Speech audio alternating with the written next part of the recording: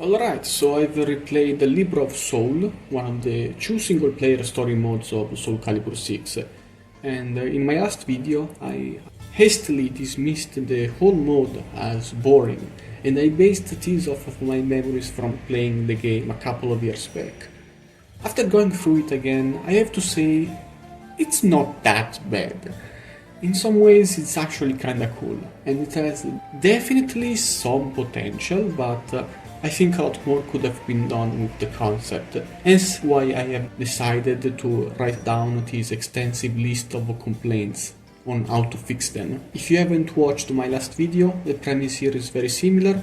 I'm a silly game dev, I do this as a hobby, and I haven't worked with a pool of people larger than me and the artists I commission, but if I was given creative control for this specific mode, and I was, in true Soul Calibur fashion, given a limited time amount to work with, and barely any newly created game assets, how would I choose to improve this game mode? Well, I'm glad you asked. And before we begin, I want to establish what I mean by newly created assets, so that we're all on the same page. If a change involves applying slight modifications to the game's code, I don't count it as a new asset. And if I already use existing assets in a different context, that of course doesn't count, unless implementation requires a big enough workload. This is all very arbitrary, and I'm sure some people will take issue with these definitions, but alas, I'm the one making the rules here. I'm going to divide this thought experiment in 3 parts: quality of life, aesthetics, and core gameplay.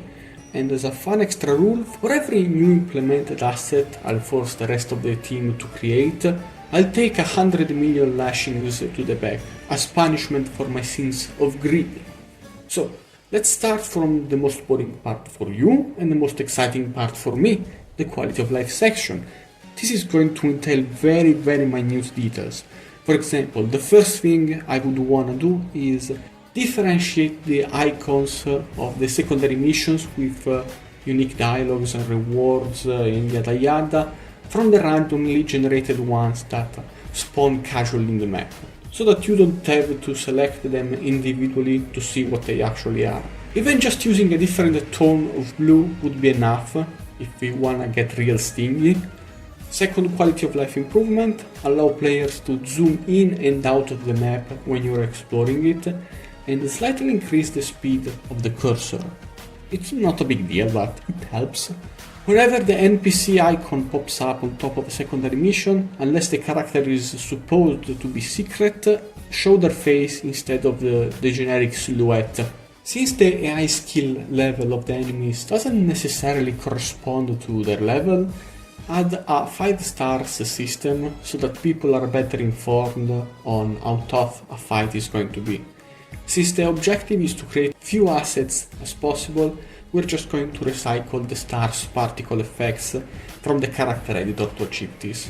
Allow people to restart a mission in the middle of a fight. I understand why this isn't an option when you're getting raided, but there is no reason for this feature not to be present on regular missions. And one last change. Reverse the option to freely roam the map with the dedicated button to select each location already visited. It bothers me that these 2 options are reversed, and I don't know if it bothers you people watching, but it does bother me, so I'm going to change it. Alright, we've made it through the quality of life section without my back being burned into charcoal, so let's see if I can do the same when it comes to the aesthetics part of the game. By aesthetics, just to be clear, I don't mean just stuff that concerns the graphics of the game. I also mean every single aspect that would enhance its personality. For example, since Soul Calibur 6 already has a set of randomized names for the character editor, we're gonna use them to name each of the grunts you'll encounter when you freely explore the map. I like when unimportant NPCs are assigned names. What can I say? It's cool. We're also gonna give each fighter class you meet their own custom frame and backdrop. Both aspects, again, borrowed from the character editor.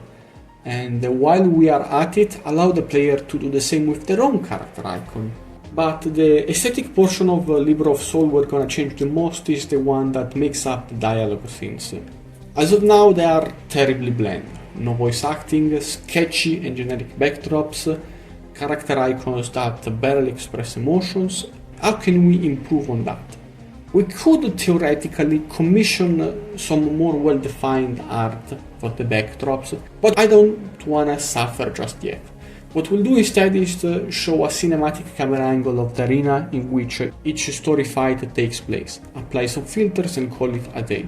The original art will be used in dialogue sections that don't lead to any fights, so that even if it's not great looking, it gives something unique to these particular dialogues. Not an ideal solution, but it's one that fits the mantra of demanding as little resources as possible, which is the whole premise right here. Voice acting, of course, is out of the question because it's too expensive and too time consuming.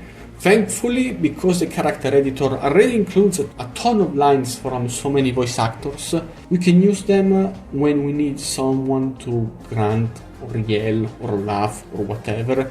Anything else that doesn't involve words to complement the already present sound effects, which should also be used more frequently. Now, here comes the hardest part of this hypothetical remaster. As I said, the current icons just won't do.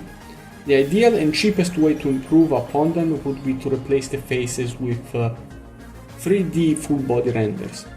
And while once again the editor offers a super helpful amount of poses we can mess with, it still lacks some of the more generic ones that would fit the style of a visual novel.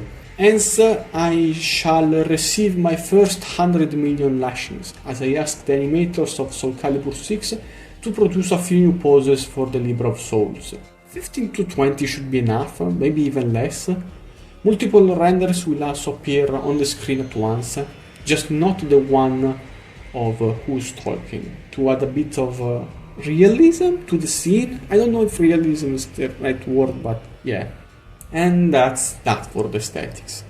Not terribly satisfied with the results from this section, but I suppose it's better than nothing. Now, the gameplay is where things get real complicated. In my video about Soul Chronicle, I lamented the lack of variety in victory conditions and stipulations and the brain-dead difficulty. Thankfully, Libra of Soul has a ton more to offer in terms of conditions, and the difficulty is definitely more competitive, but neither aspect is perfect. I'd make the AI a bit more aggressive, but that's it when it comes to difficulty. No other drastic changes are needed to make the game more challenging, unlike Soul Chronicle. As for victory conditions, it's good that there is many of them, but after a while it starts to feel as if they're not enough on their own to spice things up. What I mean is, in most occasions you'll have to deal with just one per fight, rarely two of them. I think we can do more. When it comes to the later stages of this mode, why not combine two more often? Why not have 3 stipulations, conditions, whatever they're called in English at once? Or 4 in the most extreme cases. I think having missions, in particular secondary missions, which force the player to mess with really specific mechanics more often, would be a good way to help them learn how they work. This isn't really a decision I'd make with the intent of making the game harder, though.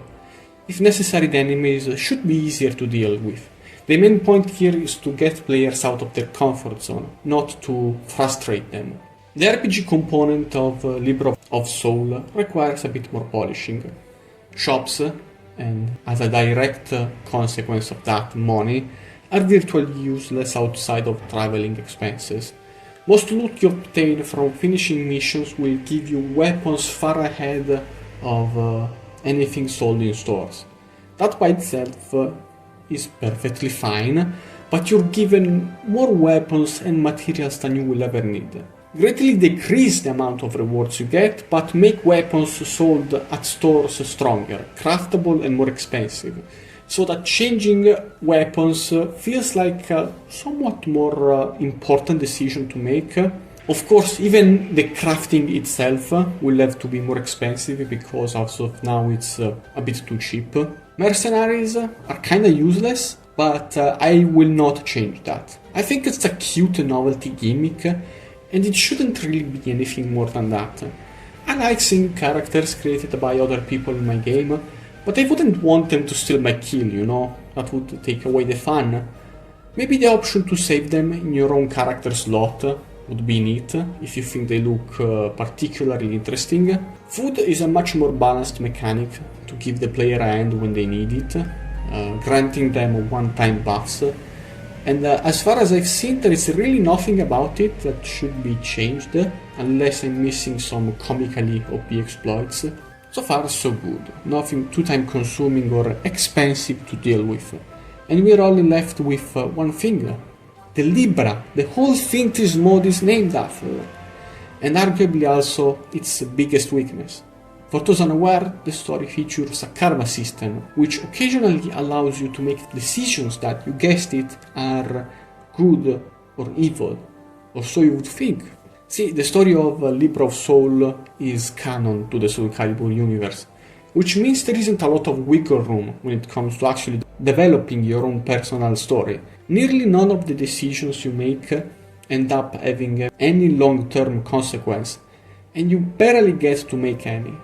The problem is, rewriting a story to take in consideration branching paths and long-term implications would be way too big of an undertaking given the conditions I have imposed on myself. So what's the next best thing? Give the players more agency when it comes to making inconsequential decisions that affect things only in the short term. Create scenarios where you get to pick your opponent for your victory conditions, pick allies who will act as mercenaries for you, or entirely skip fights if you make the correct or wrong decision depending on your perspective. Stuff that doesn't alter the course of the overarching narrative. It would still take time to write and script all of these scenarios, which means technically the creation of new assets, but that's as far as I'm willing to go when it comes to adding new things. And I think it would give Libra of Soul a lot more replayability, since outside of the ending there isn't really much to see.